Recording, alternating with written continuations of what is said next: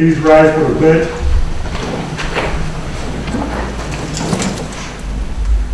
Allegiance to the flag of the United States of America and to the republic for which it stands, one nation, under God, indivisible, with liberty and justice for all. Before we get started, I've informed Mr. Meissen and Mr. Hayjack knows that because of the Supreme Court decision striking down the governor's executive orders, that you cannot participate via Zoom. There will be no public participation via Zoom. You have to be in person. And this has caught a lot of communities off guard. I saw an article today where approximately 20 village, city, township meetings have been canceled because they were still doing it by Zoom. So, unfortunately, we have to abide by the law. With that being said, roll please. Trustee Pacoli? Here. Trustee Meissen? Here. Trustee Dollinger? Here. Trustee Bukowski? Here. Trustee Sidemore? Here. Trustee Heshek?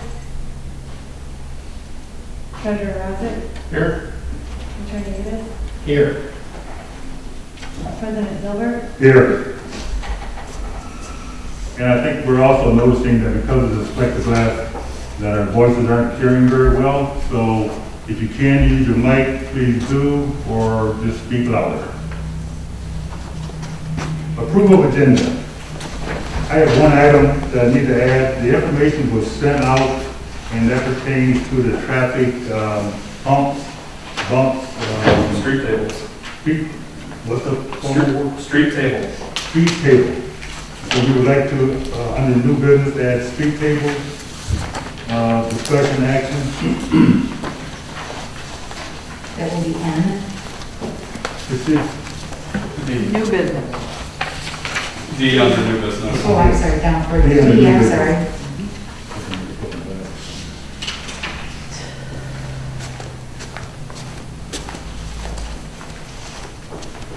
are there any others?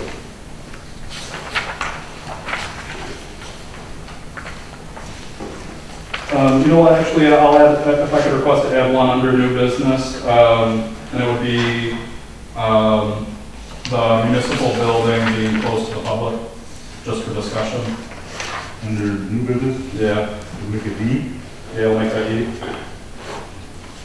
So like municipal hall closure status. The municipal building.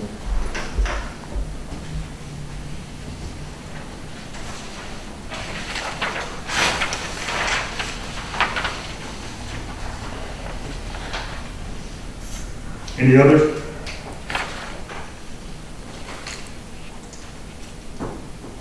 Motion's in order.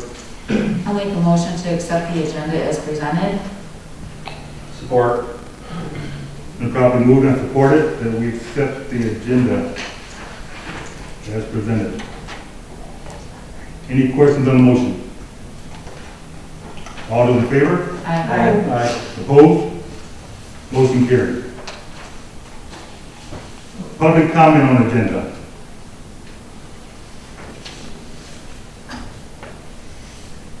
Seeing none, approval of minutes from August 11th. That should be September. September 8th. Yep, That should be September. should be September 11th, September 8th.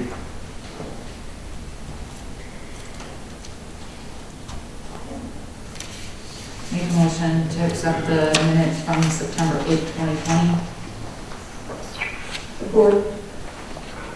Been properly moved and supported that we accept the minutes of the September 8th meeting. Any questions on the motion? All those in favor? Aye. Opposed? Motion carried. Consent agenda. I'll make a motion that we accept the consent agenda as presented. Support. Been moved and supported that we accept the consent agenda as presented. Questions on the motion?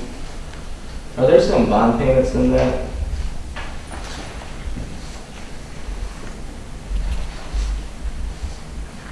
I mean, the figure The that, check register? what's that? You mean the check register? Yeah. I believe there was.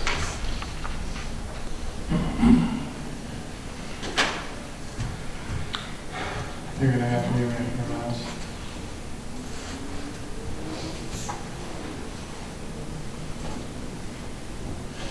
Sandy, do you recall? Bills to be paid?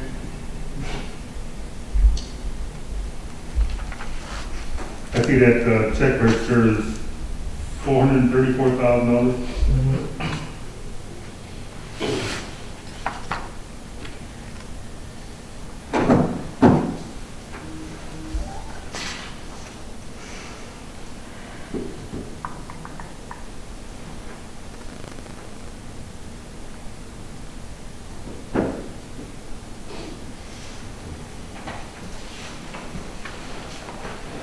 Just a lot of bills. Just a lot of bills in 1 month. It was $40,000 for that whole thing. Sometimes I'm gonna get together this way.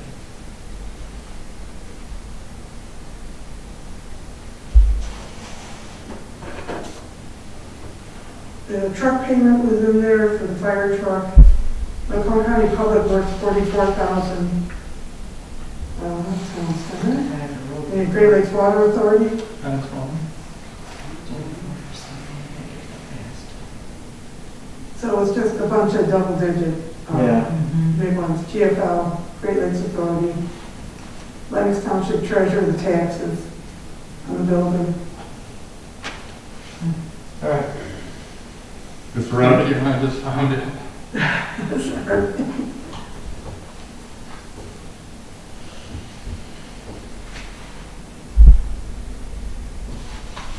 Everybody good? Yeah. Was the motion on the table? That's for it. Yeah. Any other question on the motion? Roll, please. Trustee Meissen? Yes. Trustee Bellinger? Yes. Trustee Pankowski? Yes. Trustee Frymore? Yes, Trustee Foley? Yes. President Miller? Yes. President items. We have a lot of bills to pay. First one we're going to take is the change order for the street repaving in the amount of $16,901.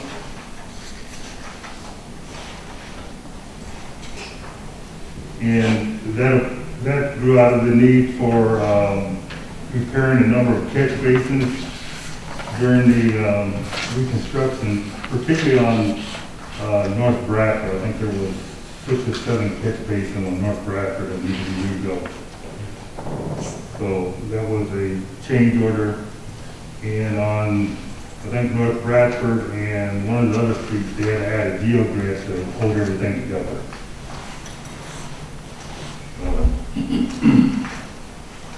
That's a change order request for North Bradford, for the street paving project. Do you want separate motions for each of these? Yes, we should. I'll make a motion that we approve the contract change order 1 in the amount of $16,901. Support. Been properly moved and supported that we approve contract change order number 1 in the amount of $16,901. Any questions on the motion? Now, was this something that during the course of the project that was found out after the fact and then had to be replaced? Yes, yes. We knew that there was one obvious bad catch basin on North Bradford, but when they took out the asphalt, they discovered that pretty much all the catch basins on North Bradford. And they also had to do, North Bradford, when that street was built, we discovered a lot of things that weren't right. Particularly the drainage of that street. That street was holding the water underneath. And I think that's probably why it failed.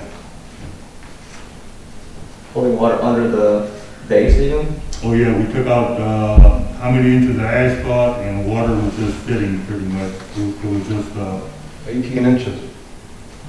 That's why I had to sit for so long, right? Because I had to dry out. Trying to dry it out. Yeah. So we discovered a few things on that particular street, but we also discovered some other items on pretty much every street. You know, we found something that, okay, you know, that is, you know, let's do this and make it right. Any other question on the motion? Roll, please. Trustee Meissen? Yes. Trustee Bukowski? Yes. Trustee Ballinger? Yes. Trustee Bridemore? Yes. Trustee Polly? Yes. President Gilbert? Yes. Pay estimate one in the amount of $473,606.90.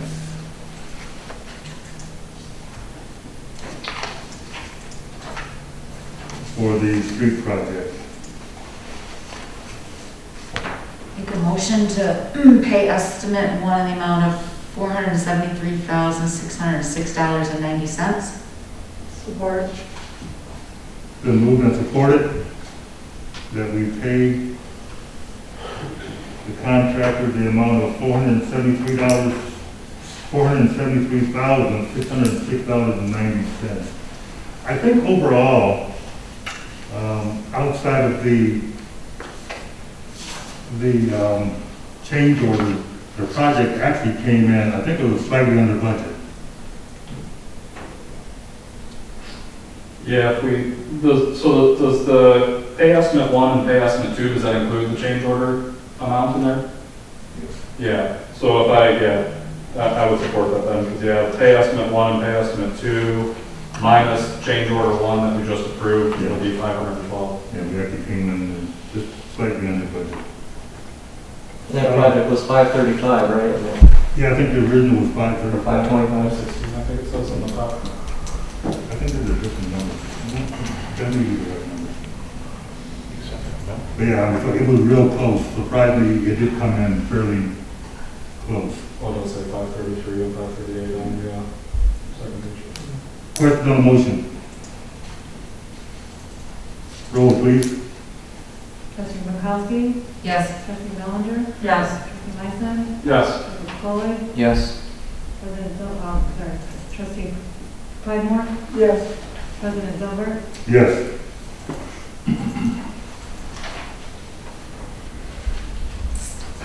Pay estimate two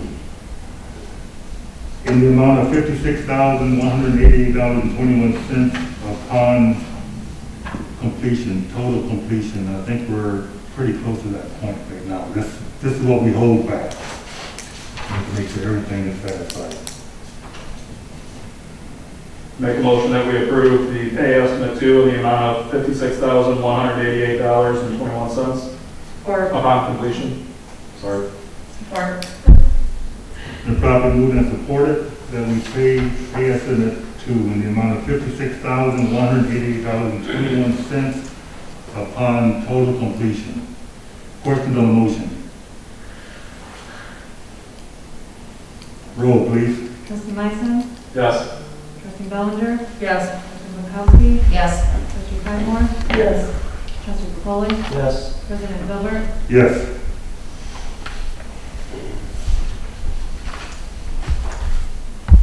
And just so you know that these checks won't be released until we are 100% satisfied. We're not gonna say, well, yeah, I'll come back and, no, you won't. You won't get paid until we are satisfied. Item B, the sidewalk, we have pay request from the Caria. The pay estimate one in the amount of $367,071.60 upon completion.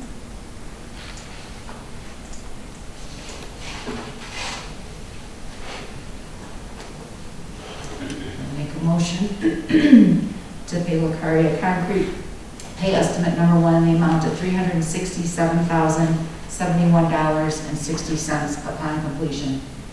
Support. Been moved and supported that we pay Lucaria the amount of $367,071.60 upon completion. Questions on the motion? I should have brought this up on the last one, but if it's not going to be paid upon completion, why don't we wait until the project is completed before we approve the amount? The project is completed, The but projects are completed. when we sent you the documents, they were not. So Okay, so. this is just a technicality. Yeah. One more item, Mr. President, if you can add to the motion, upon completion and acceptance by Macomb County. Yes, because on the sidewalk project, there's a lot of information that we have to provide to the county. And until they are 100% satisfied, that way we know we'll get a reimbursement. We are not going to pay the contractor. So I amend, friendly amendment for Macomb County approval. Yeah, yeah. Questions on the motion?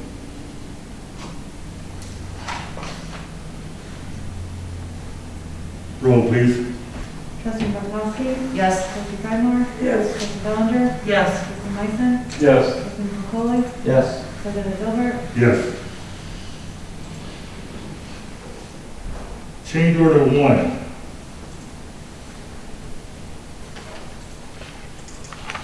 Is that a combination of the September Bowling Street and the additional? So that's one number? Yes, Olin is included in that change order. Okay, so it's just change order 1 in the amount of $7,156.89. Yeah, the two items are listed under A and B. Yes.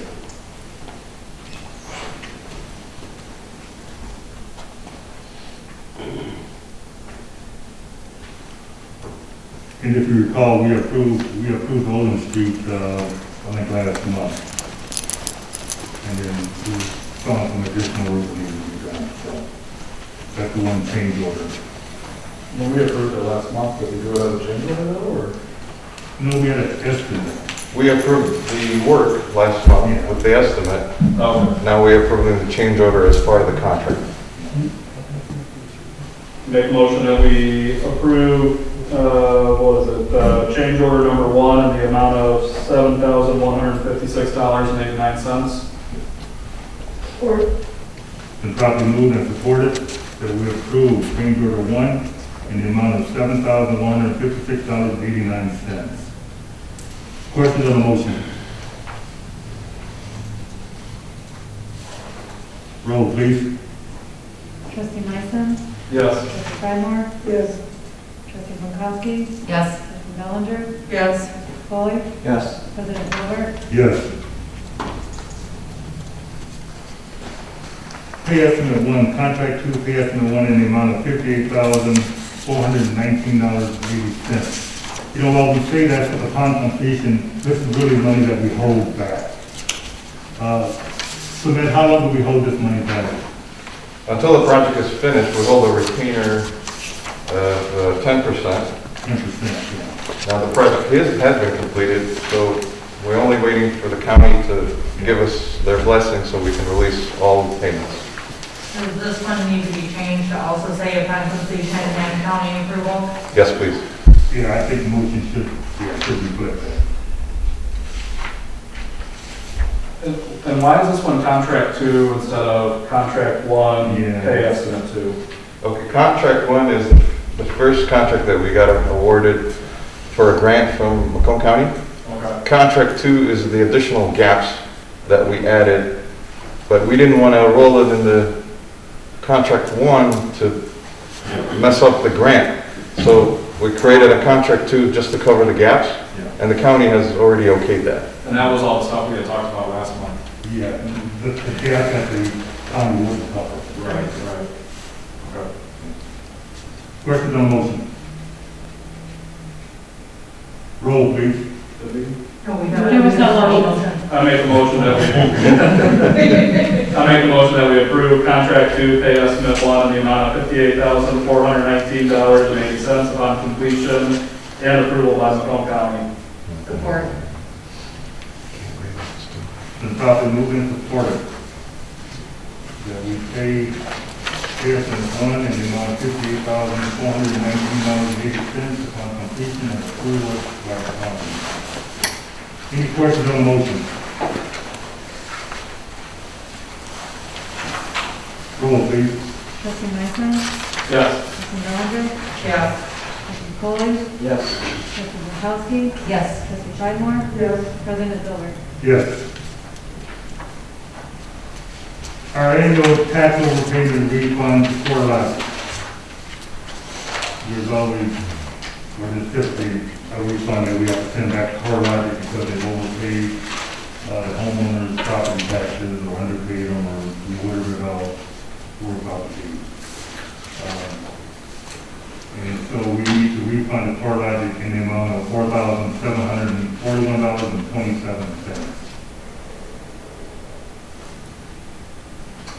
I'm sorry, I vaguely remember this from years past, but it's always just once a year. Yeah, once a year. What's CoreLogic, or what's the? They're a company that takes care of mortgages, what do you call it? Escrow. Escrow accounts. Okay, Yeah, they handle escrow accounts. okay. So we typically get a huge check from CoreLogic. Yeah. And then once it's all go through the tax tribunal and all the other things that come into play, typically we have to give them something back. Is this common for an escrow? I'm seeing the nods, and yeah. Yeah. So it's not unique to our situation? No, it's not. The one good thing about them is that because they cover so many mortgages, we typically get one huge check from them instead of 900 checks from them. Different escrow management. Yeah. So that's the amount that we need to refund the CoreLogic.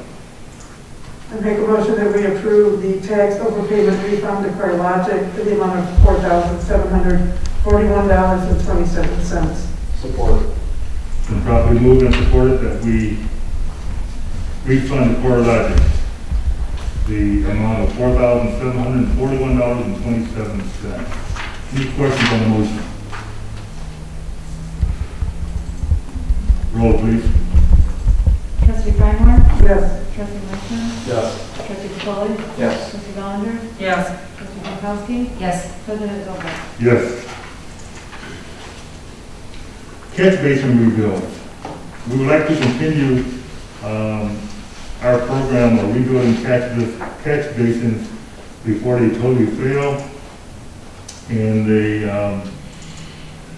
underwash the roadways. So we didn't want to take on any other projects while the streets are being done and the sidewalks are being done. Now that all those are pretty much completed, we would like to get our contractor back in and take on some additional catch basins that have been identified. Last year, we did approximately 35 catch basins within the village, and we've identified another 10 that need to be done. And so we would like to take this project on. The catch basins typically run about $2,000 if it just needed minor repair and a little rebuild here or there. When they totally fail, that price goes up to about $5,000 to $6,000. So we'd like to stay ahead of this and take on at least 10 more catch basins before the weather turns bad. There's one really bad one right now in front of the old Louis restaurant. We have protective fencing around that catch basin because it's that bad. So we need to, take on some of these catch basins and see if we can knock them out. If I could suggest one that you probably aren't able to see really easily because there's always a car parked over it. But there is one on Decorah Park Boulevard over by River Oaks. You can actually see like the edge of under the concrete because it's so low. Okay, those are the one. That's the type that we want to Yeah. address now. Yeah. It's only going to get worse. So what's your pleasure on this? So are we just approving to get a bid for this at this point, or No, are we just we- gonna approve the work not to exceed? Approve the work. We had decided a couple of years ago that the one contractor, help me out with the name. D&J was our contractor of choice. They came in at the low bid then, and their work has been just, really good. And so they've held their prices, so to go through the bid process and not know which other contractor's work is like, I was not suggest that.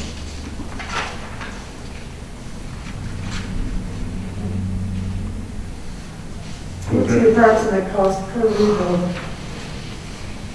I'm sorry? What's the median cost to rebuild a catch basin? About $2,000. Okay, so should we cap it and then revisit it as the amount builds up? If we do 50 catch basins at 2,000, that's $100,000. Do we put a cap on it and then revisit the issue? Or do we just give them a blanket? Well, we're just asking for 10 this year. 10 for the balance of this year. So is that- 3,000. Are the ones that are estimated in here, the 10 that you're asking for? Well, yeah, that's what I was Because just. that's got a total of 44,300 on Yeah, it. well, it says there's 5 that are complete failure, and only 1 that's partial. Yeah, that's the problem. We wanted, Excuse me, there's 15 of them that we want. There's 10 of them that are approximately $1,890, and there's Oh. 5 that are really bad, about $5,500. So Yep, that's I'm what sorry, we're I gonna didn't see do. page 2. So the 44,300 is truly the amount we're looking for. Probably is. But Up would it be to, better But to that's approve a 15. larger amount Yeah, this now, is so they're not 10,500 constantly to coming 15. back? correct, that's what we're trying to do. Oh, okay, you're working that into the figure then? I'm sorry? You're, the estimate you're giving us is more than what needs repair right now? No. No. Okay, what I'm saying is, should we approve, if it's like estimate like 2,000, should we approve an amount for, let's say 20? So they're not constantly coming back, you see what I'm saying? So she's saying if Okay, the yeah. estimate's at 44,300, maybe we should, like, give them leeway to 50. Yeah, well, let's round it up to 50. And then It's only gonna be then, these 10 catch basins. 15. right, but there's still, if something else comes up, you're not constantly coming back. Right. Okay. Okay, does that make sense? That's what I was shooting for. Okay. So when you're saying you want to do 10 this year, this has 15, so. 15. We wanna do we'll approve 15. But, 15, I'm sorry. It's 15, not 10. okay, so 15, and that'll be work that we're going to complete this year. Okay. They're gonna be able to get all those done. 10 partial failure, 5 complete failure. Right. Yeah. Yeah. And I see that the one I was mentioning is on page 2. You guys are on top of it. So then just motions in order for the amount not to exceed 50,000? Yeah, I would put a Okay. little wiggle room in there. But they typically come in. Right, because the wiggle room is really just if any of these partial failures turn out to be more work. Yeah.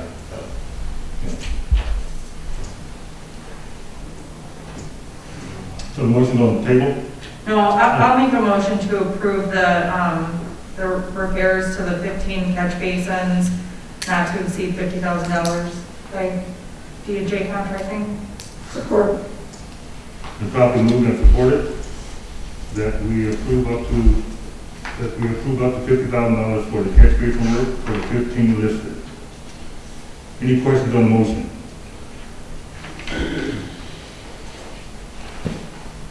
Roll please. Trustee Bellinger? Yes. Trustee Trymore? Yes. Trustee Jankowski?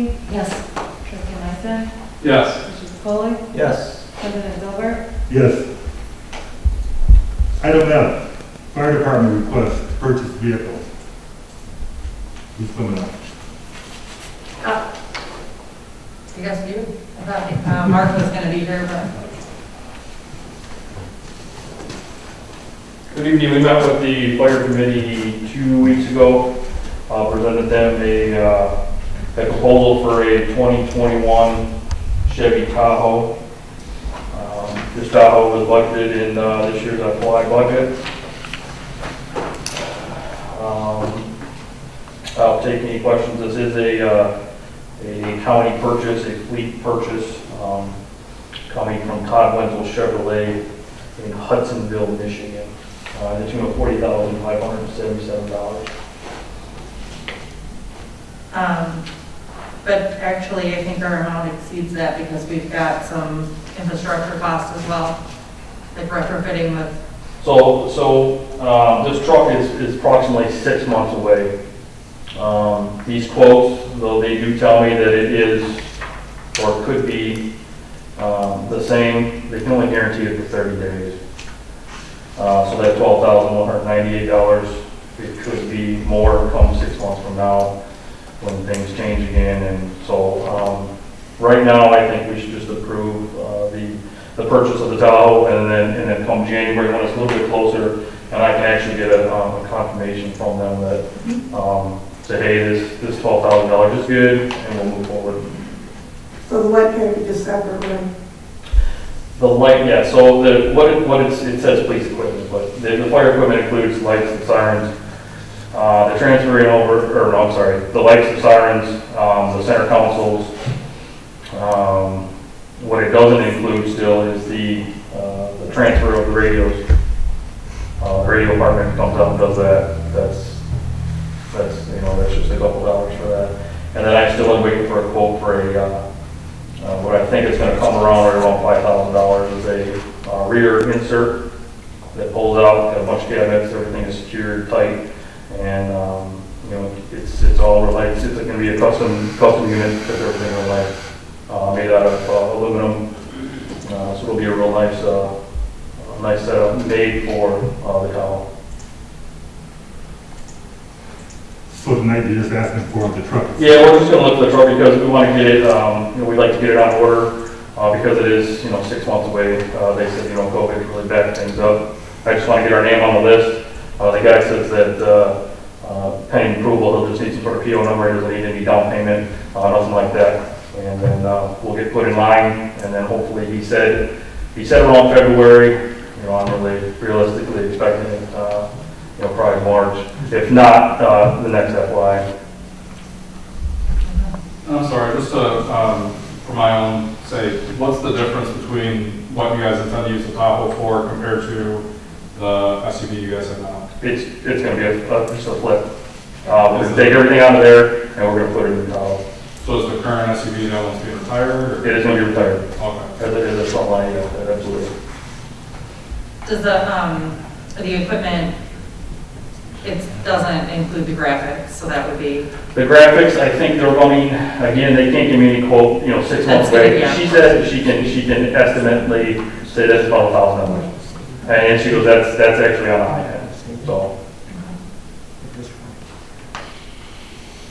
So let's say it would be, on top of the Tahoe price, we're probably looking at under 20 grand for a complete outfit. So 60 grand total. I think we budgeted 65, if I'm not mistaken. Okay. Motion in order. I make a motion that we approve the fire department and their purchase of the 2021. Actually, you know what? I take that back, I'm sorry.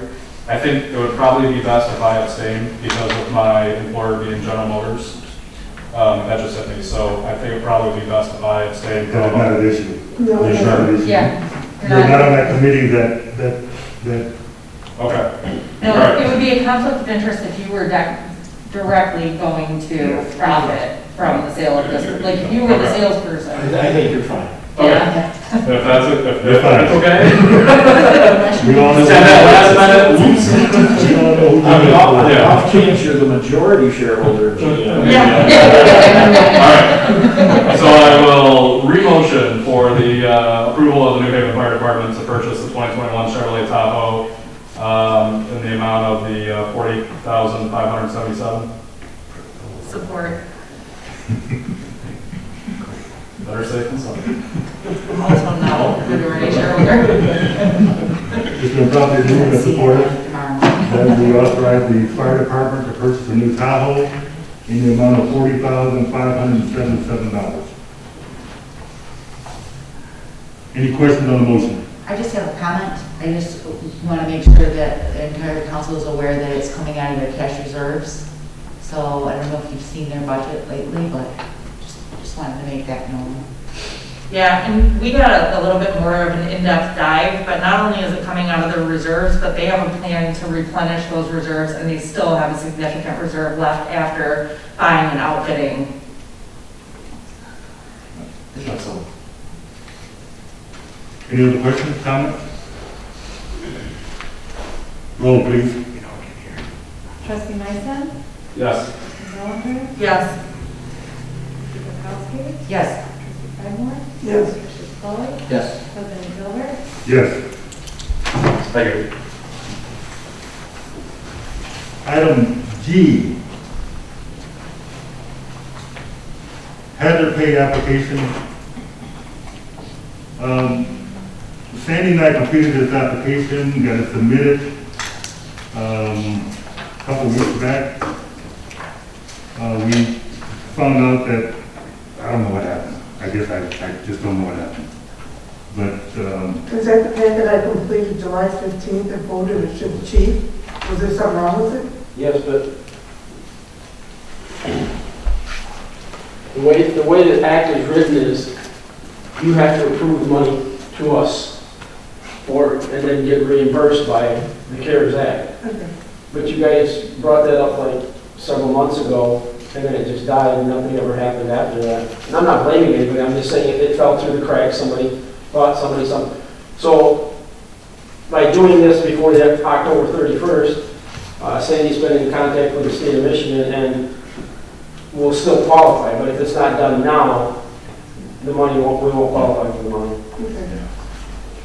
and I just happened to run into Jeff White, and he was surprised that we weren't on the list that had been turned out by the county and by the state. And we had about 4 days before the expiration date, so we got all the information, got it submitted, and what has to happen is that we applied for 18 individuals, firemen, EMTs, and our application is for $1,000 each. We pay that up front, And they reimburse. and then the state reimburses us. Okay? And the way we have to pay it, we have to pay it in specific, separate checks. So just a $1,000 check minus, all the related stuff that goes, including our portion of our FICA and whatnot and whatnot. So our request tonight is to approve the $18,000. Now, let me just say, while there's no 100% guarantee we're going to be reimbursed, there's probably a 99% chance we're going to be reimbursed. But there's zero chance if we wait. Oh, if we hadn't got that deadline a few weeks ago. Right. Yeah. So the request is approval for the $18,000 to be paid out to the first responders. Make a motion that we approve the payment of $18,000 to the first responders for hazard pay. Support. Been properly moved and supported that we approve the pay of $18,000 to the 18 first responders. Any questions on the motion? Roll, please. Trustee Myson? Yes. Trustee Feinberg? Yes. Trustee McCauley? Yes. Trustee Ballinger? Yes. Trustee Markowski? Yes. President Dover? Yes. Halloween. I put this on the agenda because of all the things that are floating around in the world today. And I think we sent out some guidelines that were published by the State Health Department or the CDC. And my only question is, well, we can't prevent Halloween from happening.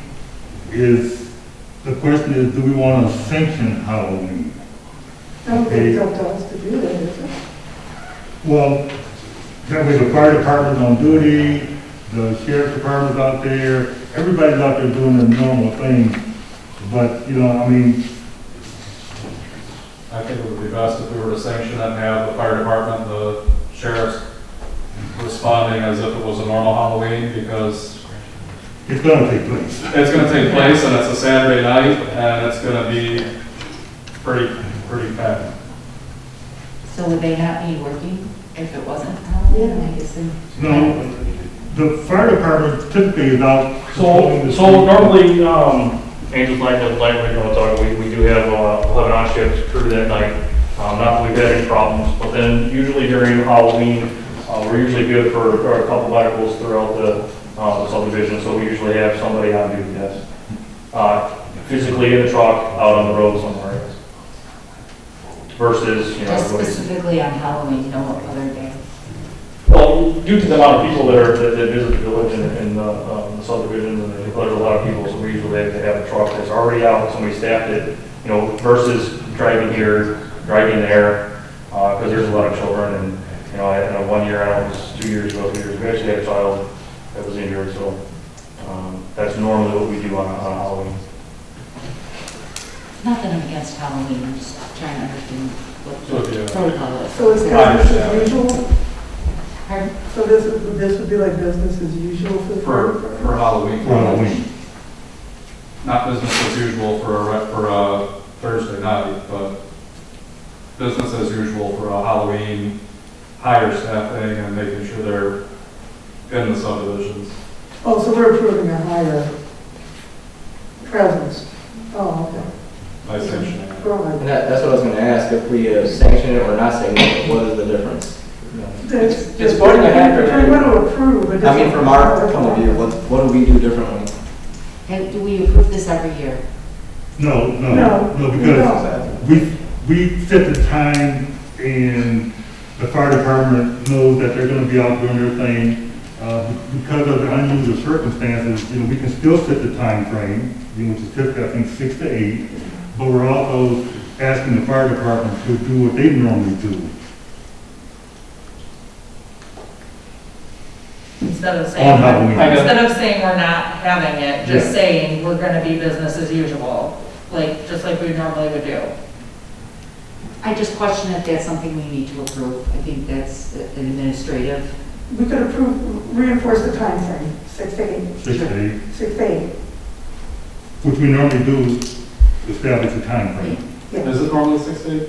yeah, I think, isn't it? Yeah, 6 I to 8. think it's 6 to 8. Except for those kids that come in at 25. I was gonna say, I think it hammers, it goes till about midnight some nights. I was gonna say, last year, I went for one. So the motion will be to sanction Halloween next year? No, To approve the time. approve Oh, the just the time. time? Approve the time. We don't want to use the word sanction. You know, we know what we're asking to be done, so we don't want to use the word sanction necessarily, but we just want to approve the time of 6 to 8 for trick or treating. Well, I think the main thing too, right, is that we want to make sure that the sheriff's department knows that we're Yes. not explicitly shutting it down, Right, so don't forget about us. yeah. Right, Is that yeah, what you that's want? the signal, yeah. So we want to make sure that the proper agencies know that we are We're not allowing it. Yes. Right. I make a motion that we inform the public that traditional Halloween trick or treating will be between the hours of 6 and 8 o'clock. Support. Been properly moved and supported that we will allow trick or treating between the hours of 6 to 8 p.m. on Halloween. What did they do? Is that a Saturday? It's a Saturday. It's a Yeah. Saturday. Saturday. 31st. Full moon and everything. Any questions on the motion? Roll, I'm sorry. All those in favor? Aye. Opposed? Motion carried. Item I, tree replacement. As a part of the sidewalk project, we removed, 10 trees that were part of the contract. Some were, oh my God, I saw one being removed. I didn't think they were going to be able to take it down. So there's a number of areas that we're not going to be able to put trees back, particularly on Elk Street, because the trees on Elk Street were pretty much growing in the ditch. So there's just no way, and the houses are some of the houses are so close to the sidewalk that there's no front yard. There's a couple of areas on Haven Ridge where we'd like to push back a couple of trees. A few years back, a number of trees were removed off of Main Street from Division to the library. I think probably 6 or 8 trees were taken out of that stretch. And so which should have been put back a few years back. But we'd like to put some trees back on Main Street. I think we've identified up to 12 locations where we would like to plant some nice maple trees to kind of put trees back where trees need to be. You know, and so we got 3 bids, and Marine City Nursery was by far the best per tree cost. They will come out, we will give them a map of the locations. They will come out, plant them, stake them, mulch them. And I think we get a 1-year guarantee. And now's a good time to plant trees. And they mulch them. Yeah. Really, really well. Yeah. So we would like approval to proceed with this. There's a couple areas that we're still having second thought, do we plant a tree there? And so like I said, it's up to 12 trees. It may come in less than that. So their bid is for 7 trees though, so we should probably take the per unit Yeah, take the price per, of yeah. 385 and multiply it by 12. Yeah. I think most of the contractors are in that $500-600 area. They were at like 7,000 and some, and this Yeah. one, even at 12 trees, comes in at 4,620. Yeah, so if someone was really crazy, so Marine City came in with a real good bid, which I thought was more in line with what we were looking for. Yes, that's the same thing. What size? I don't see it in the quote. I don't see it on the quote either, but even if we approve, We don't do sales tax, we're municipality. yeah, we're. Oh, right. Yeah, we get in trouble if we pay sales tax, don't you remember? No sales Remember? I make a motion to approve the proposal from Marine City Nursery not to exceed $4,620 for up to 12 trees. Support. The property moved and supported. That we accept the bid from Marine City Nursery up to the number mentioned for 12 trees. Any questions on the motion? Roll, please. Trustee Bellinger? Yes. Trustee Meisner? Yes. Trustee McCauley? Yes. Trustee Pankowski? Yes. Trustee Cardmore? Yes. President Miller? Yes. For information, in looking for some other documents, we come across a 2012 resolution that I'm simply sharing with the council. And it pertains to the use of the 47 acres that we've had recent discussions about. And it speaks for itself. This resolution was adopted back then. If we hadn't been looking for something else, we probably never would have known that it had already been designated for recreational use. That was a resolution from 2012. From 2012. Now it says an 8-year-old resolution. I don't know if it has a lifespan or not. Resolutions are temporary. Well, No suggestions or comments. I'm just sharing this with you, that Yeah. this is what we come across. Okay.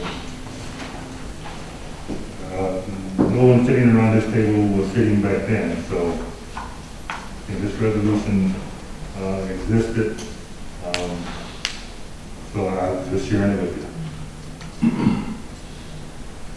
The CARES Act. The CARES Act money that we received from the state of Michigan was upfront money that we had to spend. As a result of that money, the plexiglass that keeps me safely away from Mr. Meisen is purchased. And Mr. Ass over here. So, behind Mr. Roddick, there's an air purifier. We purchased 5, 7? 5 and 2, yes. 7 purifiers that run around the clock. The doors are kept closed. There's one on the other side. There's a couple in the fire department. We put one in the DPW office. We put one in the community center. So with air purifiers, they have a filter in them that are cleaned periodically. Assistant Chief Steer, and he comes in after every meeting the following Wednesday and wipe down everything. Like say this council room will be clean tomorrow. They come in after every meeting. All our meetings are pretty much on Tuesday, so they come in on Wednesdays and they clean everything. But this is some of the stuff that we purchased with that CARES Act money. Is that running right now? No. No, it's Oh. not. I was gonna say that's super quiet. No, it is not super quiet. It has a home to it. Yeah. But as soon as this meeting's over with, we'll turn it back on. Yeah. Yeah. And what else did we buy? We bought some sprayers, some. So we got some sprayers, some stuff that's proven and to kill all kinds of stuff, including COVID. So we come and spray down. It doesn't dilute or doesn't fade any of the leather, any of the carpet, it doesn't do anything. So we use it on our fire trucks. We use it on all hard surfaces. We let it sit there for 2 minutes, and then everything's good. It kills everything on the surface. So we spent it. We didn't want to send it back, so we spent it. Item L, you guys received the updated pager maps, and I think they also attached the old ones so you could compare. So the pager maps have been updated, which I like seeing a lot more green than any other color.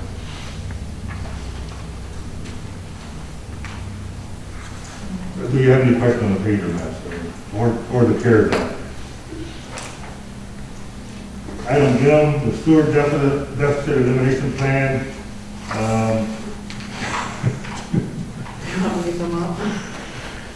The state of Michigan is planning. They accepted it and rejected it. Or they rejected it and accepted it. So, They're I wasn't lying, so I just wanted to. all in the same breath. Denial with accepted plan.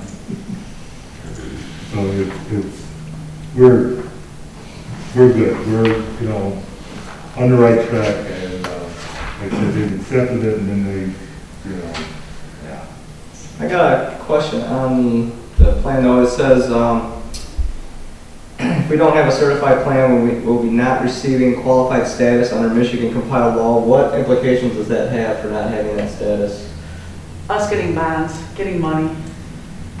But we're such a minuscule amount on the bond from Macomb County, they don't even look at us, because we're like 0.78% of bond issuers. So we don't even, we're almost there, we're almost done. Does that mean they can't apply the sewer bonds to us? Nope. We contracted with what's the group, Bazinski and Company, and they make sure that all of our ducks in a row, so that when the county goes out for bonding, they supply the information to the county on our behalf. So they make sure that we have all our ducks in a row. So the state of Michigan, in all honesty, at one point they tried to withhold some revenue sharing, but a nice letter from our other attorney, Mr. Kelly, quickly reminded the state of Michigan that the law did not allow them to do that. So they try to do their thing, and of course we call them out on it, and so far we've been winning. But no, we don't bond, we personally don't bond anything. Yes, the county does on our behalf when it comes to sewer projects, and it's never been an issue because we're such a small piece of that pie. Sorry, I have to belabor this one, but, if it's past the 5-year plan and they're just gonna deny it after they accept it anyway, what's the grounds that we keep submitting new ones year over year, or They make updating us it? do it. As soon as I report the F-65 report, it spits it out. So I have to report it, and I have to do a plan for it. It's one of their qualifications for us for that information. So it's just one of the procedures that they have to follow and we have to follow to put the plan in place. And then they tell us, no, we can't do it because we're 8 years into it. We're only supposed to be 5. But it's something that they follow their protocol that we have to give to them with our And financials. so we continue to make sure that we do our part so that we don't, so they can't use it against us. Right. Is this letter from them a once-a-year event? Oh, yeah. Just like when you guys approved the financials that day, Christina went back and put the financials to the state, and the next morning I got that sewer deficit elimination plan wanting the next morning before I even got in the office. So that's how fast they came back to us. So once a year, we're gonna get a denial with accepting? Oh, yeah. Okay. Yeah. Until we get to that 0 point. We're getting there, we're so close. We're almost there. Yeah. Yeah. Alrighty. Attorney items. The Open Meetings Act. This is, probably requested that this be put on the agenda. I think we're all familiar with the Open Meetings Act. When any committee or council meeting, whatever, when the one error is made, there's no repercussion for that, is there?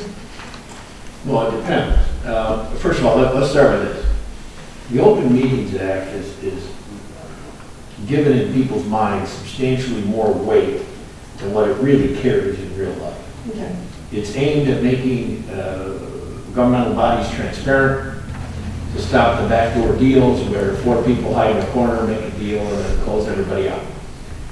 A unintentional, non-criminal violation of an Open Meetings Act is really easily cured.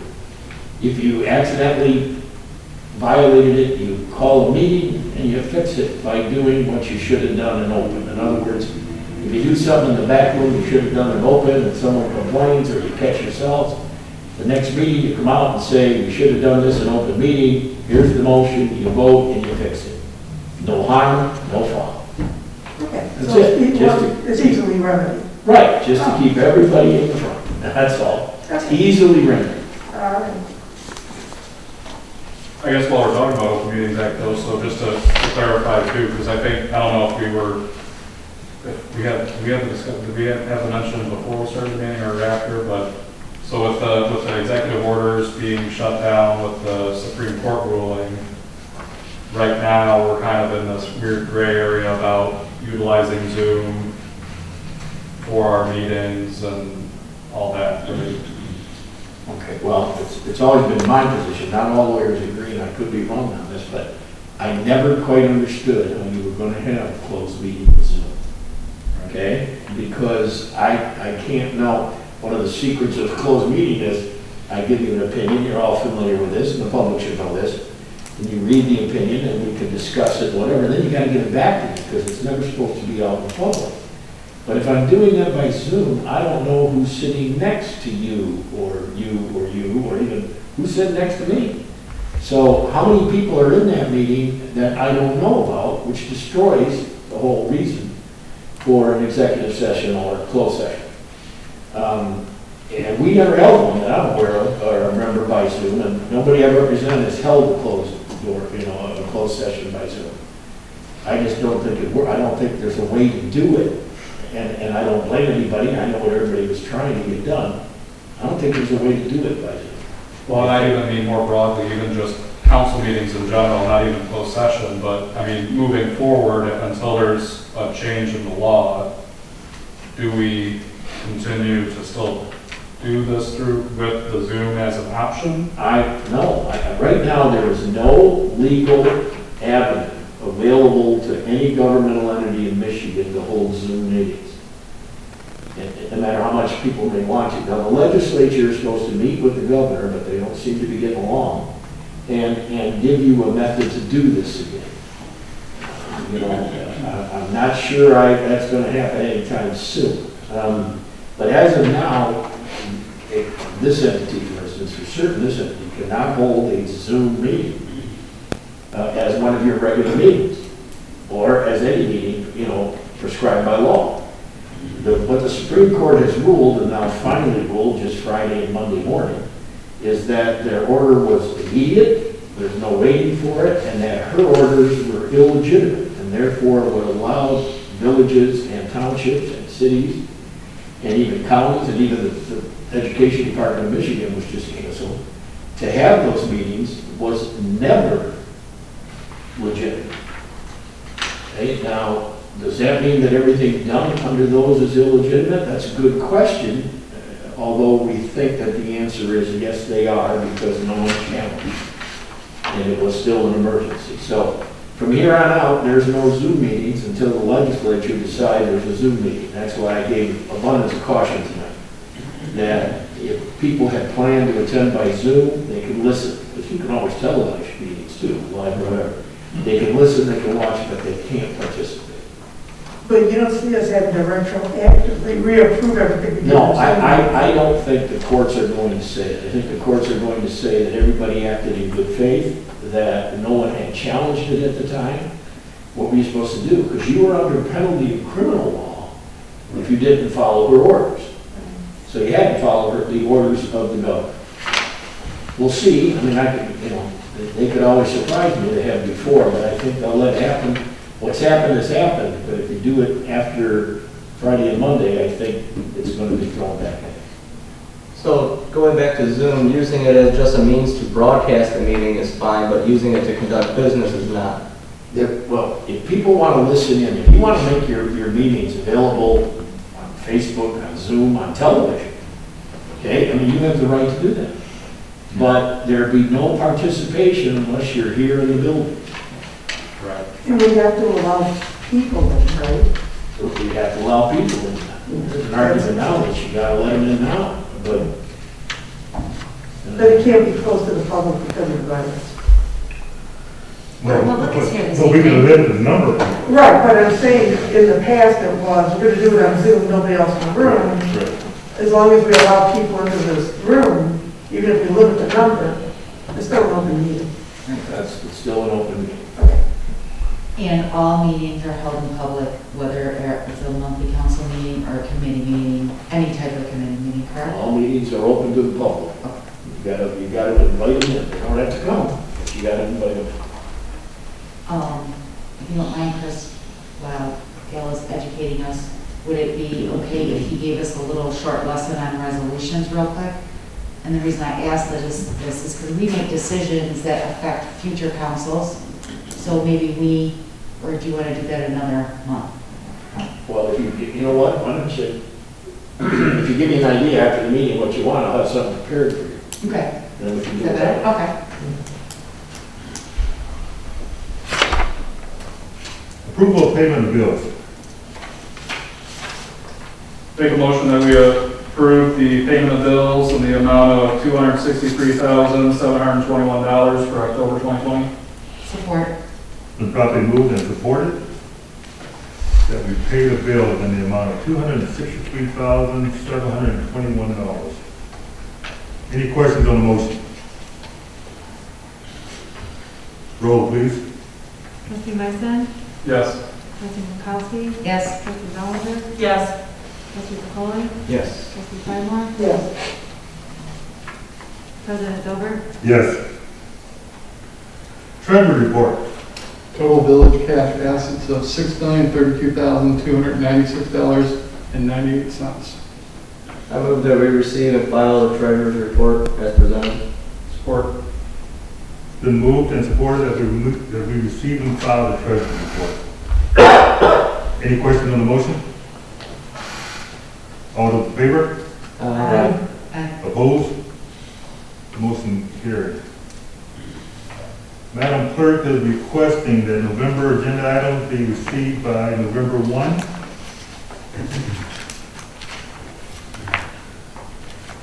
Unfinished business, Mr. Mason. All right. So what I have come to find out is that trying to get any information about what other municipalities have done relative to our size is quite a challenge. We did have the document that I had last week, but frankly, I've reached out to the Michigan Municipal League. I've tried to reach out to other resources. Nobody's been able to give me any information of nobody's been keeping track of what other municipalities have done for hazard pay. So what I'm limited to is just what I can find on Google and news articles, which really isn't much. In lieu of the hazard pay application and approval that we made today, personally, I guess I would just be in favor with going forward with the original proposal as it was presented to us, which was the $1,000 for the DPW employees, and then the $2 an hour for the fire department. I've done some research, and I've seen other municipalities have provided hazard pay not only to DPW, but also clerical, because they're coming in the office. They do have limited contact, but they're keeping the wheels turning, keeping the bills going out, they're keeping the village in motion. What I would like to see is at least a $250 hazard pay going to clerical. How would, if we approved $1,000 per firefighter, you still want to go forward with the? I was trying to make it easy by just going with what the previous motion was, but if we're customizing the motion, hopefully it's not going to be taken offensively to the fire department, but if we're already doing $1,000, I mean, You've been generous and we appreciate it, and no, we're not going to complain about the $2 an hour. That I know when you made, I'm sorry, I'm not supposed to speak. When you made that was back when, but now you've given these guys something for putting their lives at risk, and I'm sure they'll appreciate it too. So you can strike that or do whatever you want to do. We're not going to be offended in any way, shape, or form. I'd be in favor of doing the $1,000 per DPW employee and then the $250 clerical. Sound like a deal? How many clerical? We only have three, so that would still be less. So we have 4, but unfortunately, the fourth one couldn't start working because of the shutdown. She was really Why is it not the same across the board? So it'd be $1,000 for DPW because they're going out, out to the funeral or to the cemetery and digging graves, and they have a little bit more interaction with the public with water meters and water main stuff. We have the clerical who, I don't know, the building was closed, so. The building was closed, and it supported them, while they were able to work remotely a great deal of the time, they did come in. Yeah. Because they had to physically generate checks and stay in the building department if they had to meet with a building permit applicant. So they did come in, and they did a heck of a job of keeping things going. Yeah, I commend them every day that they did a good job. Or do you want to make $1,000 across the board? Is that kind of where you were going? I think it should be fair and equitable personally. We have a lot of people in this community that worked and are not going to receive any hazard pay, so if we're going to give it out, I think it should be fair across the board. Thanks, worth it. Motion's in order. The DPW was at 3 employees? 4. 4? Because we're a man down, so the fourth man working was the supervisor on the 8, 10, 12-hour shift. And then 3 clerical? Yeah. So 7,000 total? Yep. I make a motion that we approve hazard pay, as a stipend for 4 DPW employees in the amount of $1,000 and 3 clerical workers in the amount of $1,000 for a total of $7,000. Question on the motion. Does the accountant get involved? Yes, she's one of She's over the the 3? I'm one Yeah. of 3. Yes, So Lori, Melissa, and Sandy.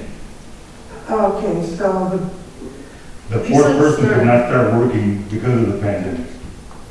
Well, okay, actually, I guess now while we're actually naming off names, what about our building inspector? No, they're, they're contract. Lisa started June 22nd. Lisa started June 22nd. Yeah, she didn't start until after. it's still going on. Well, no, I know. You're right. No, it's still going on. No, she wouldn't. No. Unfortunately, Lisa she did receive unemployment. She was scheduled to start back in April. and because of the pandemic, we did not bring her in. So she was on unemployment.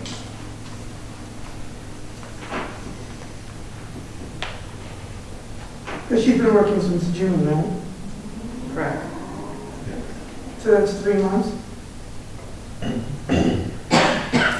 So can we give her like $250? I mean, she came in, Yeah. she's doing work.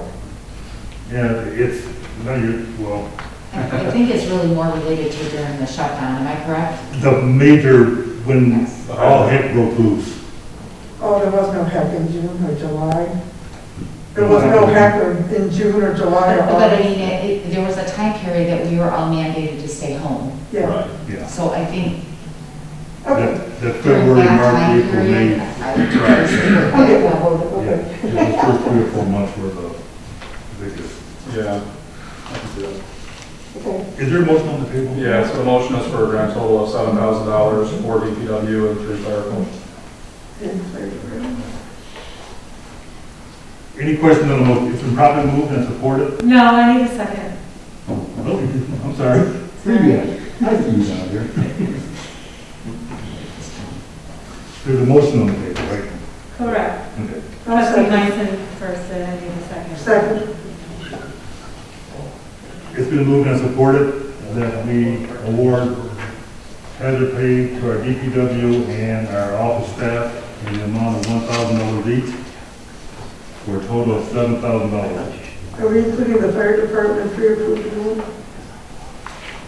No, because we voted on that We earlier. did that under G. Yeah. For this one? Any questions on the motion?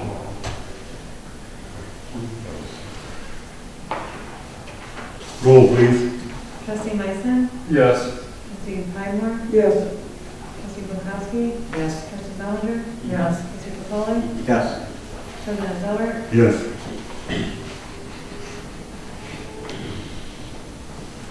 Park and Rec update. I don't know, did Mr. Haziak send over anything?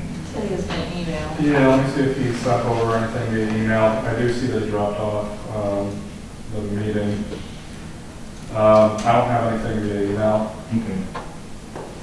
The Park and Rec is hosting the trunk or treat, tent or treat, On Saturday.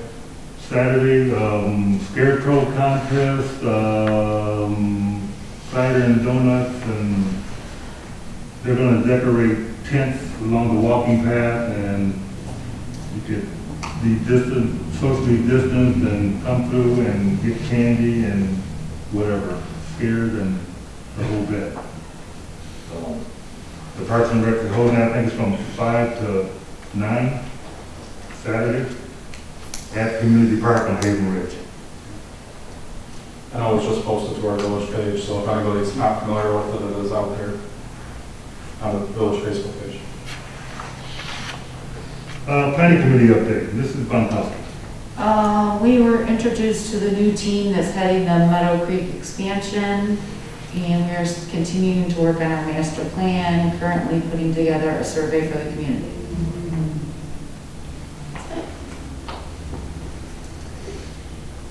Fire Department Committee update, Mrs. Downs. We worked with the fire department to put together the bids. They, I know we've already voted on this, but they did bid out some other vehicles as well and gave us the pros and cons in terms of their idle times. And then upcoming business, I did submit the dates for all of the upcoming fire department meetings through Q1 of 2021, and they've been posted. And we've asked the fire department to start working on some long-term goals. Specifically, I think we had like 2- and 5-year plans where they think they'd like to be, what equipment's going to need to be prioritized in terms of replacement. And so that is next on the kind of agenda for moving forward. Thank you. Street table, Mr. Myson. All right. So there was some additional literature that was sent out to everybody regarding speed tables. So speed tables, as everybody's familiar with, there's speed bumps, there's speed humps, and there's speed tables. There might be more. Speed bumps are considered the most annoying because you have to come all the way to a complete stop and then gradually go over. Speed humps are supposed to be a little bit more gradual, but still a rounded curve, surface that you drive over. And then you have the speed tables or street tables. The speed tables, they're an angle, flat surface, and an angle down. And from what I've come to find out is that it's supposed to be safer for first responders to drive over. It's less harsh on school buses and their suspensions. It should be good for DPW with the street plows because of the flat surface for a length of the street, that it's not as hard for the plow to like go over and then immediately go back down. It can kind of go up flat and then go back down. Part of the documentation that I sent out, I had done, it was through change.org, but it was just a method of collecting the signatures. Granted, I did see that some of the signatures in there are not in New Haven or Michigan or maybe even the United States, but there is a vast majority of them that are Village New Haven residents. And it's been a chronic complaint with residents. I'm sure everybody here has heard about it, you know, with constant problems with speeders going up and down in the residential areas. And what I'd like to propose is for the village to trial a street table within, frankly, I don't care where, but the signatures I collected were in Decorah Park. We're a cut-through subdivision because of our access from Gratiot and 26 Mile Road. The amount of people that I see who not only speed through the subdivision, but completely blow the stop signs completely. They don't even bother to slow down for it. I'm really hoping that if we can trial a speed table there, that we could see some greater effect of a reduction in speed of traffic cutting through from Gratiot to 26 Mile. Have you already talked to the school about how the buses are going to get over? No, I have not. All the research that I found says that there's no issue with the school's suspension or anything like that. But you haven't reached out to the school yet? Not directly, no. The transportation people? No. Because I think I'd like that before we, to get an okay from them. And I don't see a problem with it, but I'd hate to, spend the money, install it, and then the school says, no, you have to remove it. The school wouldn't have the right to ask us to remove it. Well, we want to see what it does to the suspension on the bus. Well, that was the idea of doing the trial, was that we could then actually see, like, do we have any issues with the school bus suspension? Do we have any issues? Maybe we could get Marcus and the DPW to take a plow over it and see. Not try to damage it, but see if there's any issues with it. That would be a good test. Right, and the idea is, for the speed tables, they're like a rubberized, kind of like a mat that goes down, and you basically bolt it into the concrete. Although I don't see us doing it that often, but technically I would think you could actually unbolt it and move it somewhere else if there all of a sudden is a problem in some other area. I don't know if we really want to remove and then have these holes from the drill, but if we do trial it, maybe we don't trial it on one of the developed roads, we could trial it on one of the side streets that isn't developed. So but then you're drilling into the roads, maybe we would want to do that. Not really sure how we would want to do the trial. Sir Matt. Yes, sir. From curb to curb, our streets are 60 feet wide? The driving lane is 24, and some curbs are 1.5 or 2 feet. So is 24 feet would be a typical? 24 feet, yeah, you don't want to impede on the drainage of the curbs. Okay. No, I'm just looking at the sizes of these speed, and I see there's one that's 22.5 feet.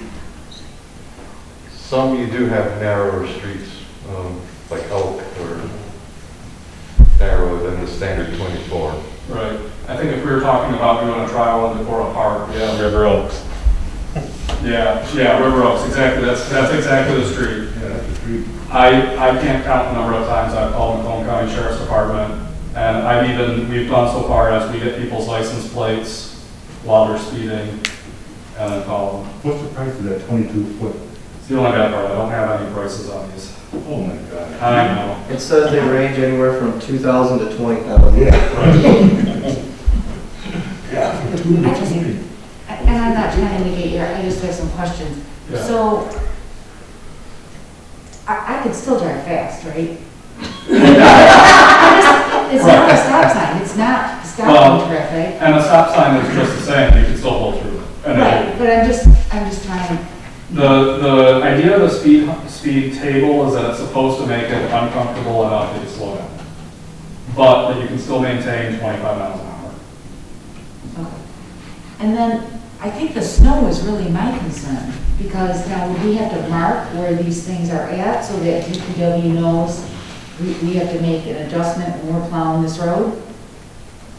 Yeah, I mean, maybe. Can they just right. plow through? Yeah, maybe we put like just those stakes that they do, the little snow stakes. Okay.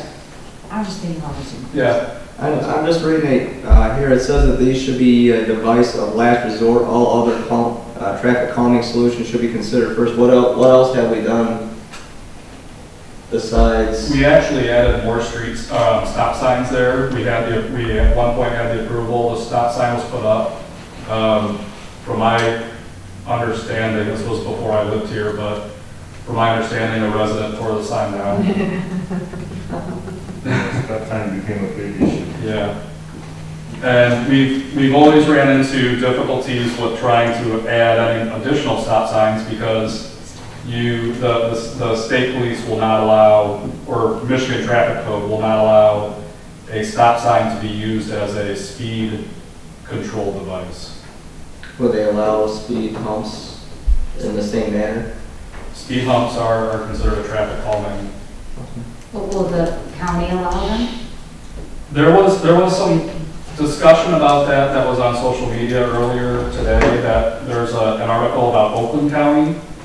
But I'm seeing news articles and everything. I mean, City of Detroit, most notably, they say that they're planning on doing like 45, well, I don't want to give a number. It was a very large number of speed humps that they're actually going to be installing all over the City of Detroit in residential neighborhoods.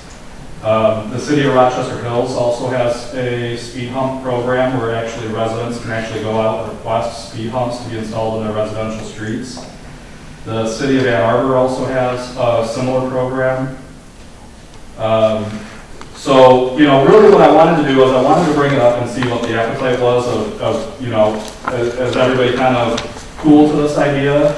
And if so, we could, I can reach out to I thought maybe the other municipalities and see what vendors they've had good success with, because if they're already doing this and they're already utilizing it, they probably already have vetted some of the good ones. And then I can come back and, get some prices. If council agrees with this and is cool with it, I can reach out to the school bus transportation depot and see what their feelings are, just to make sure. I did reach out to fire chief, and they were approving of the street tables. Have we reached out to the sheriff's department about the white elephant, the mobile trailer that shows you how fast? I've honestly asked for it at least 3 times since I've lived in the subdivision, and they've never brought it out. Okay, nice, we tried that. They brought one out years ago on River Oaks, and they still said passed it years ago. Yeah, they just waited at it. Right, well, and that's the problem, is that everybody knows that you can't be ticketed for it. Yeah, exactly.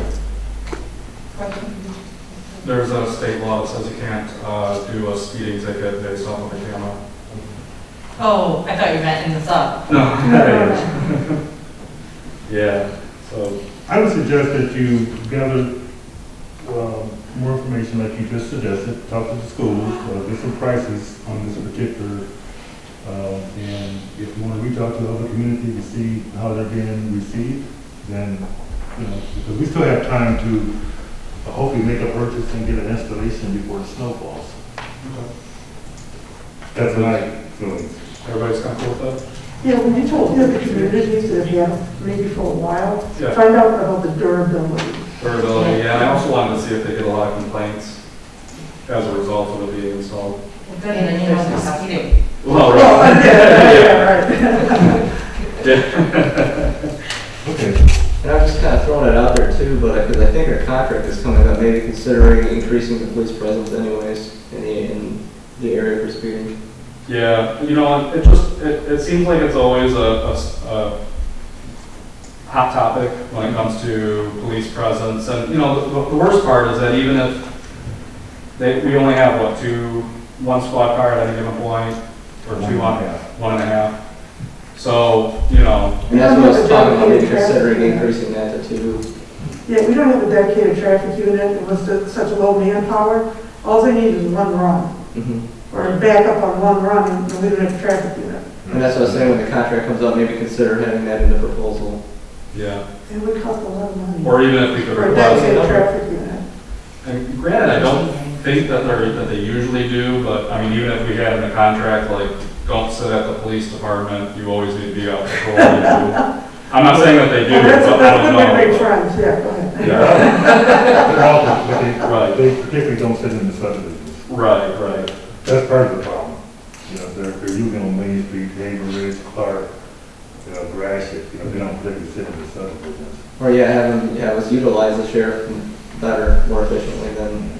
Yeah. I will say though that I did call recently about a speeder in our subdivision, provided them the license plate. And I will say, to their credit, since I called Macomb County Sheriff's Department, I have not seen that person out speeding. So it sounds like they did at least act on it. Was that the one that hit the tree? No, not that one. Actually, yeah, that's even another point that I didn't even mention was that, you know, this was actually brought to council prior, but just 2 weeks ago, last week, we have a habitual speeder that comes through the subdivision, and they were, the back of their truck got pegged and they actually went into a tree. Although they were not given a ticket because the other person didn't have the right of way, it's pretty, I mean, it has to be obvious that there was probably speed involved with how much damage was done to their car and the tree. Okay. All right, I will do that. Thank you, Robert. Municipal building. Oh, okay, this one's me also. In lieu of, you know, the executive orders and the Supreme Court ruling and all that, and also just kind of the more open nature of you know, society lately, I don't know if everybody else has been, but I know I've been fielding a lot of comments or complaints from residents saying, you know, why is the building still closed? Why is the building still closed? I want to go in and pay my water bill. I want to go in and do this. I want to go in and do that. I totally understand the rationale of limiting the amount of foot traffic in the building for obvious reasons. But I'm just wondering if we're getting to the point where maybe we do need to consider reopening or maybe even like a limited in-person period, You mean like Lennox, where they have a maximum of 2 people in the lobby? Yeah, or even if it's like you're only open during a certain time period to the public and closed the rest of the day, I don't know. Well, I think our staff has an advantage that they are separated from the public. They do have a window, correct? They have a window. And now we do have the funding for additional screening and stuff if we needed it, right? The 99% of the public comes in for one reason. Get a water bill. Now, I personally think we're probably saving them an additional 30 steps by just dropping it in the drop box. Our employees are remaining safe. You know, we could have 1,000 people coming here every month, and you don't know where they've been, what they've been doing, what they're touching, what they're sneezing, coughing.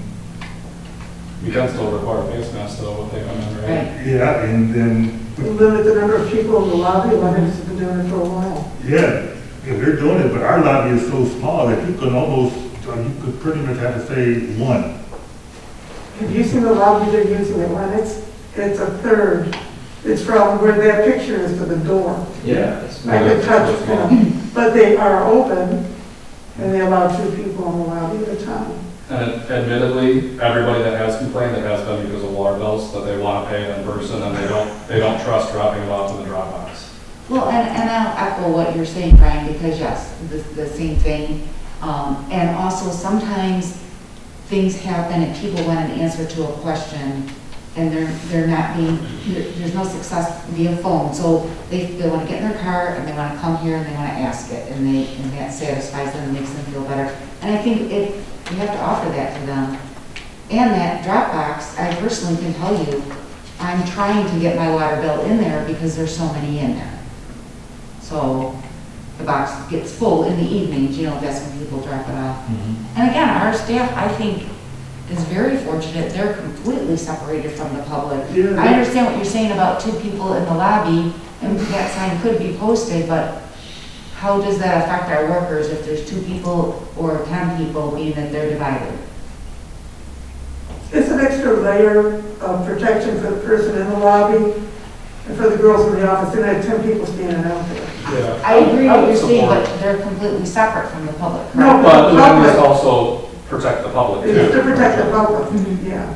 I would support limited, if we would get the support of reopening it, I think, limiting it to only 2 people at a time. Let's see if we can get some additional plexiglass, because what's up there is not considered. We need to put a second layer in there because you have that opening, and I mean, the girls are gonna be, I would say this, and one employee will probably quit. Yep. She's that close to retirement, so she's probably gonna, because she has an elderly mother that she takes care of. But that's here and there.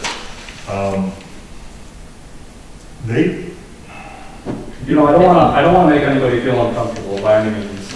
I definitely don't want that. I'm just trying to think of how can we accommodate the public, because to Tracy's, Trustee Bankowski's point, we have been fielding a lot of complaints as well from folks that, they try to call and nobody picks up, or they don't get a call back. And I'm not saying that they're actually right, or that it actually happens. I mean, you always hear these complaints, Yeah. regardless of whether or not it's true. But at least if we had some sort of avenue that they could come in person, Okay. then, We'll explore it. yeah, I mean, or maybe even do we do something with the front They entrance? can call for an appointment. Appointment only, yeah. Yeah, that Right, appointment only. right, for make an Friday, appointment yeah. only. Yeah. I mean, the game plan is we can't wait. How long are we gonna keep it closed?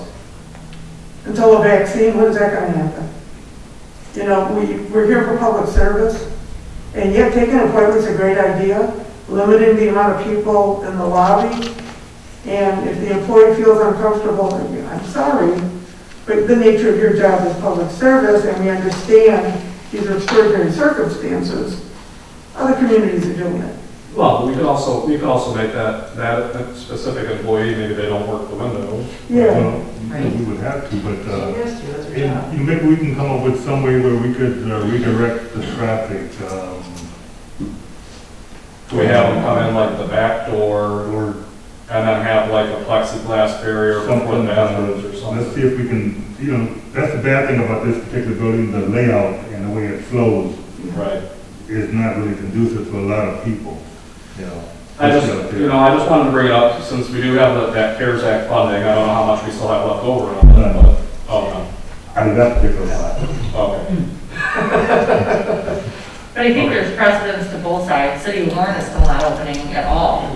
They have to mail in even like their property transfer affidavits at this point. Who's that? City of Warren. Okay, I'm sure their lobby is a lot bigger than ours. Yeah, if you look at their building, there's no way they could keep anybody safe. It's huge. It is insanely huge, but even smaller ones, Berkeley wasn't for a while. I still don't think they are for a lot of their stuff. I know Lennox has been for a long time. Yeah. Yeah, I don't know, I just wanted to bring it up for We'll take a look at it. discussion, consideration. We'll take a look at it. We'll get everybody together and just do like a dry run, a walkthrough to see how we get, direct traffic or see what kind of additional barriers we could come up with. I mean, the trustee Bradmore's point, I mean, eventually, even when the vaccine does come out, that doesn't necessarily guarantee that everybody's gonna be on board with taking it, or how long it's gonna take. Yeah, I totally agree with that. At some point, we gotta figure something out. Thank you. Yeah, thank you. Call from the floor. I'm sorry. No, good. Call from the floor. I just had one thing to mention that we had discussed. We're going to try to have our Thanksgiving lighting parade that we always have, but there won't be hot dogs or chili at the fire hall, which has always been famous. And I don't believe we're gonna have a Santa Claus this year for the kids, because we don't want the kids gathering up.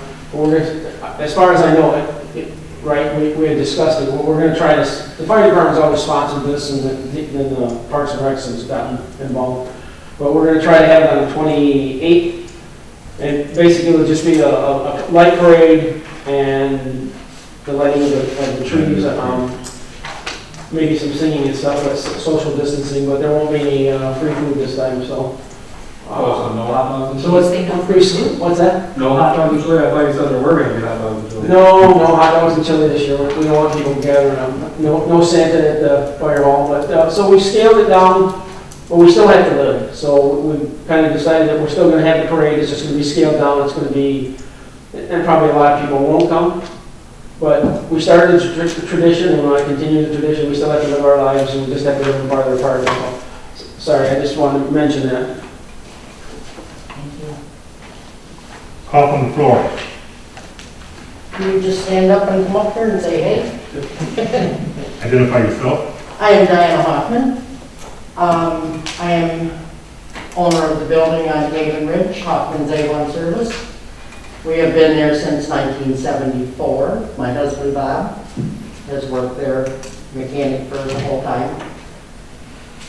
We are in the process of getting the building ready to paint on the outside of the building. It's a cement block building. It was built back in the late 30s, early 40s.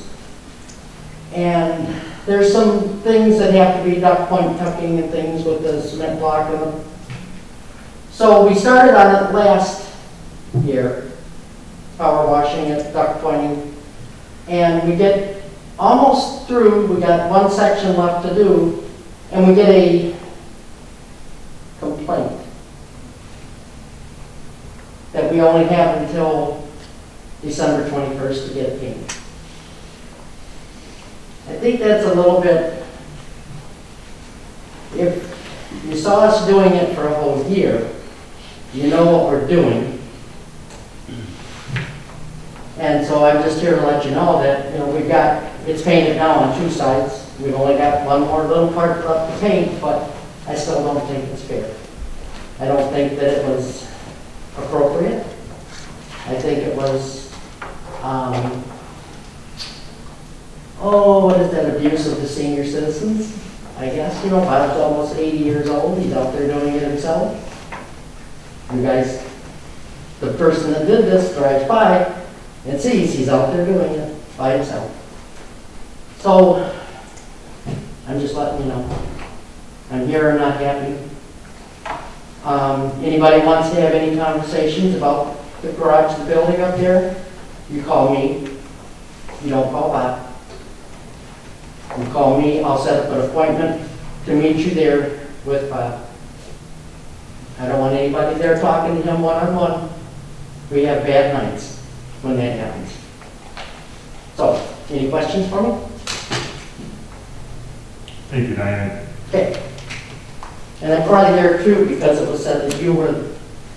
I know my name was dropped. And Yeah, okay. At first, I told Louis. Okay. And I come right back to say, hey.